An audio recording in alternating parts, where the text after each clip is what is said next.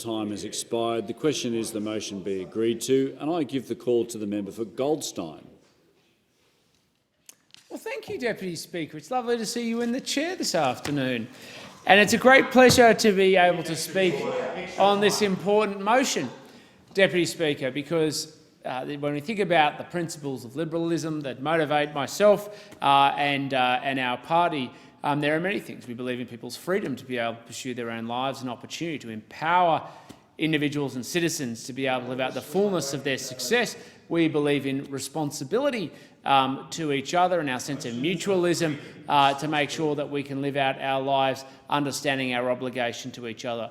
And critically, we also believe in stewardship of our natural environment to make sure that we pass on to future generations as good, if not better, an environment than we inherited. And one of the great legacies of economic development and environmental conservation in this country is that because we have a prosperous nation, we're not just able to afford environmental conservation protection, that we're actually able to go back and undo the damage of generations past. And I would have thought that's something that we should be enormously proud of, and it's core to the focus of the Morrison government and its environmental policies in all sorts of areas, but particularly today we're talking around conservation of our marine ecosystems.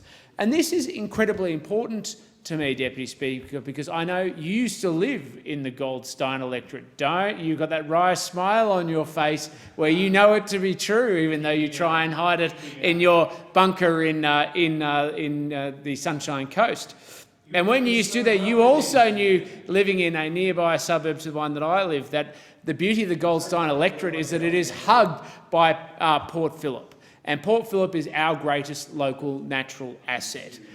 And our greatest local natural asset, which includes, of course, a huge amount of ecosystems and biodiversity, and, of course, is also part of the recreational retreat that makes us the most livable community in the country, even if some people abandon us from time to time, Deputy Speaker.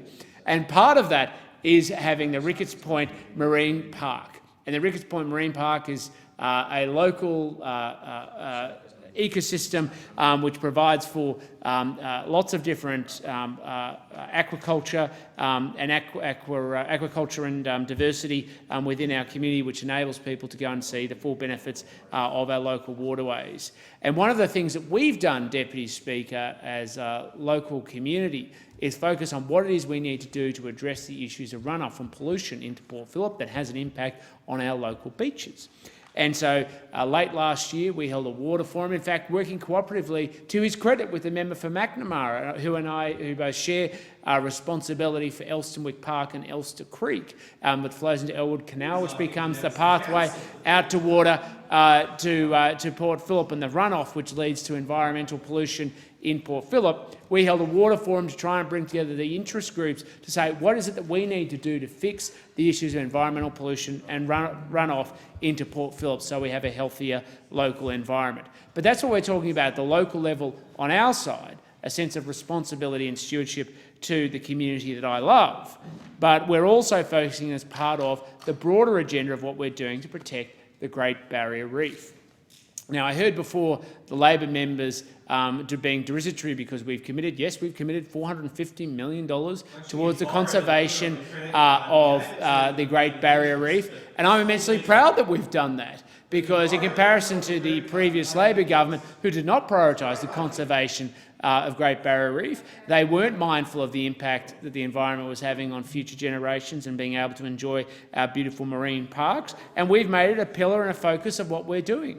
We're making a pillar and focus of what we're doing because we understand the contribution it makes to our tourism industry, though that isn't the reason solely why. We understand what it does to our marine ecosystems and the health and well-being of the surrounding territories, and our obligation and responsibility not just to the Australian continent, Australian people, but to the global community to take care of our natural environment.